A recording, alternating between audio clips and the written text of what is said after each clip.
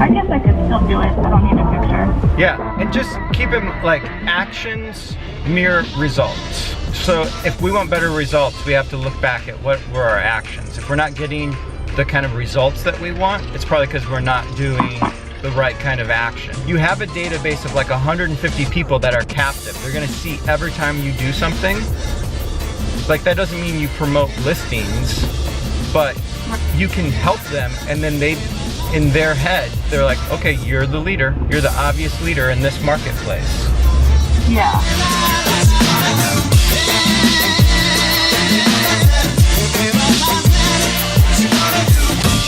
Results mirror actions.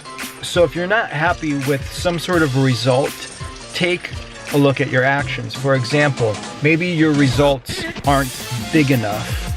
Take a look at your actions. Are your actions big enough? Maybe your results are inconsistent or feel random. Take a look at what your actions are. Are your actions consistent? Maybe you feel like your results aren't coming fast enough. Take a look at your actions, and are you acting fast enough? Are you implementing things fast enough? The types of actions that would cause you to have faster results. Who's gonna get some cards? Okay, Chick. Yep. Chucky. Tricky? Chucky. Chucky water bottle. Chucky water bottle? Yeah. What are you talking about? Chucky water bottle. Where are you going to? To networking mamas. Oh, that's fun, right? Yeah. Do you like going to networking mamas with mama?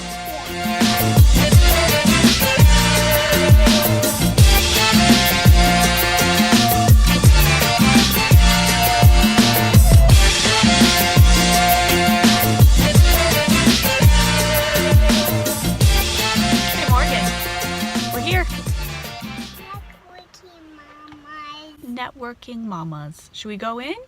Yeah. Okay, let's go.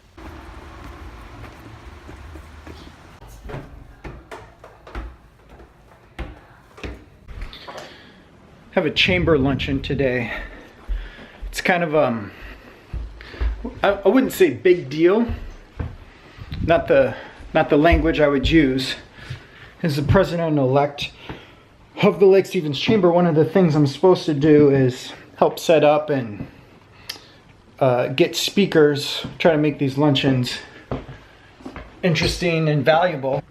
So one of the speakers I lined up today was Jay Thompson. If you're in real estate, you probably know that name, Jay Thompson. Jay ran a really popular real estate blog back in the day, and now he's the director of industry outreach for Zillow.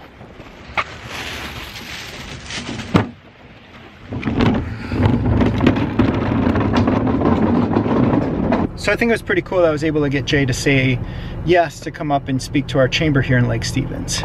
Melissa Emmerich, who's here, is our chamber member of the year from Coastal Community.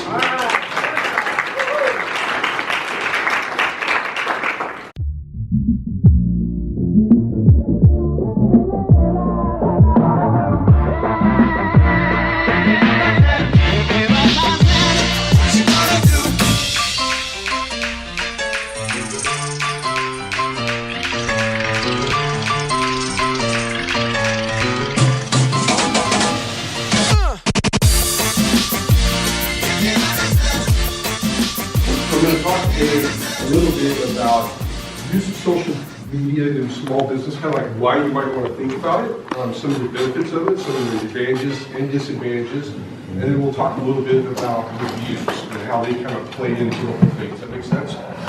Why use social media as a tool to build or grow or develop your business? And there's lots of reasons to do that.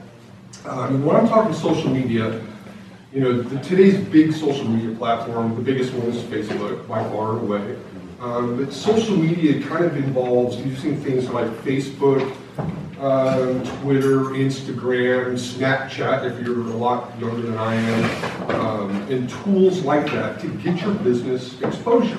And some of the real advantages of using social media in your business it helps to humanize your brand, and that's super important to today's consumer, right? It's also a great channel for feedback. There's a lot of people that are on social media. The last numbers I saw for Facebook is something like 1.3 billion monthly users and 2.5 billion people have Facebook accounts. Okay, everybody's on Facebook. So if your business has a business page on Facebook, it's a great way that you can get feedback from your customer. It's a two-way street. You can get feedback from your customers, and you can send out feedback to your customers as well. If your business is based at least loosely on a website, if you get some business online, social media is a great way to drive traffic to your website. There's lots of ways to do that. I could talk for hours about how to drive traffic to a website. There's people in this room clearly that do the marketers that can help you do stuff like that. But if you have a website for your business and you're not using social media to help send people to that website, I think you're making a mistake. Raise your hand if you've never looked at a review, and I don't mean just books and movies, but if you've never looked at any review site for, a restaurant or some other small business, raise your hand. See, whenever I ask that question, nobody ever raises their hand because everybody looks at reviews. The statistic I have is 92% of consumers read online reviews before they visit business. Super important these days, and I know there's a lot of fear and trepidation out there about reviews. A lot of small business owners are concerned that someone's going to leave them a negative or a bad review, so they're just like, you know what, I'm just not even going to deal with that, so I'm not going to have my business on Yelp, I'm not going to have a Facebook business page, I'm not going to put myself out there and subject me and my business to getting a negative review. And I think personally and professionally, that's a really, really bad idea. You've got to have reviews in this day and age. I hate to read to you, but just some statistics that I got this morning. 92% of consumers read reviews online before visiting a business. 88% of consumers trust online reviews as much as they do a personal recommendation. Think about that. That's kind of the big thing. Everybody talks about word of mouth marketing, how that's the key to your business, and getting those personal recommendations. And I'm sure every business owner in this room relies on word of mouth and relies on personal recommendations. But the statistics show, and there's multiple sources for this data, that 9 out of 10 people out there trust an online review as much as they trust their mother or brother or uncle or friend telling them to use a business. So that's super powerful if you think about it. 9 out of 10, 90% of people trust and believe online reviews. I think I moved from Queen Anne, Seattle to Edmonds, right? And I never even stepped foot in Edmonds before we discovered it and bought a condo there. But when my wife and I moved there, we needed everything. We didn't know where to eat. We didn't know where to take our cat to the vet. We didn't know where to shop. So I go on Yelp, I go on Facebook, I go on Google, and I start Googling restaurants and veterinarians and movers. I needed a plumber because I took on my own plumbing work on day 2 that I bought my condo.